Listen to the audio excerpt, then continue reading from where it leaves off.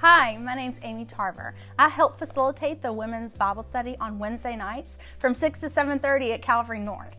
It's just a bunch of women in the Word together. We like to say it's great girl God time. So why don't you join us sometime? We're actually about to start a new study, and we're going to be studying Tony Evans' Pathway to the Life of Esther. So why don't you join us? So we're here talking about a new year. Can you believe New Year? New Year's are great because it's new beginnings, new starts. So I have a question for you. What do you think of when you think of New Year's? Let's all say it together. New Year's resolutions. Typically, that's what we think of. Well, why do you think people don't set New Year's resolutions? A lot of people don't. And I bet you guessed it, it's because of fear of failure. Did you know that the actual failure rate for setting New Year's resolutions is 80%? No wonder people don't even start. But I have good news because the Word says that His mercies are new every morning. So no matter if you set a goal January 1 and it's fell on February 15th, then guess what? February 16th, His mercies are new every morning. So when we talk about starting anew and goal setting, and by profession, I'm a human resource manager and I love goal setting. It's kind of just what I do.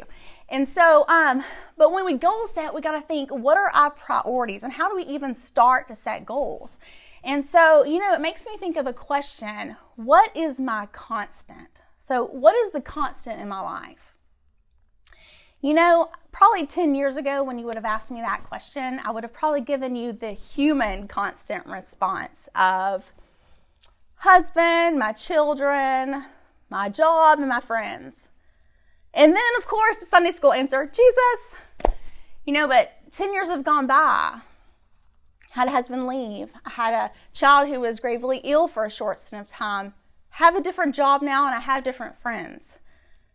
The one thing that has remained through all these years, though, is God. God is my constant.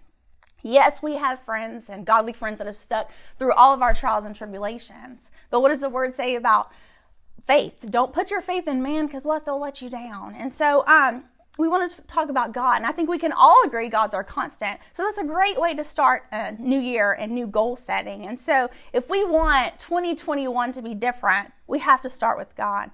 And we have to start with quiet time. So what is quiet time? Quiet time looks different for everybody, but let's look at what the Word says about quiet time. So if we look at Psalms, and Psalms 1 through 3, says, "Blessed is the one who does not walk in step with the wicked, and stand in the way that sinners take, or sit in the company of mockers, but whose delight is in the law of the Lord, who meditates on His law day and night.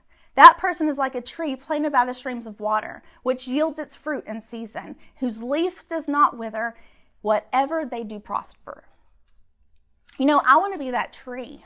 The only way that I can be a tree that produces great fruit and not one that's dead and wintry and looks like it's been beaten is by getting that water, and that water is the Bible. So as we look into this new year, I challenge you to renew and refresh your quiet time. What's one thing that we do in our women's group each year is we set a word. So we say, what is your word and what is your verse of the year? So when looking at 2021, on a personal level, my word is renew. It goes along with a verse from Psalms 51:10 that says, "Create in me a pure heart, O God, and renew a steadfast spirit within me." I pray the same thing for you. And as this new year starts, I want to challenge you. I want to challenge you to beef up your quiet time. Don't be constant, don't be complacent, but just have a renewed, fresh start in that quiet time. And ask God tomorrow or later today in that quiet time, what is your word and what is your verse for the day? Be blessed.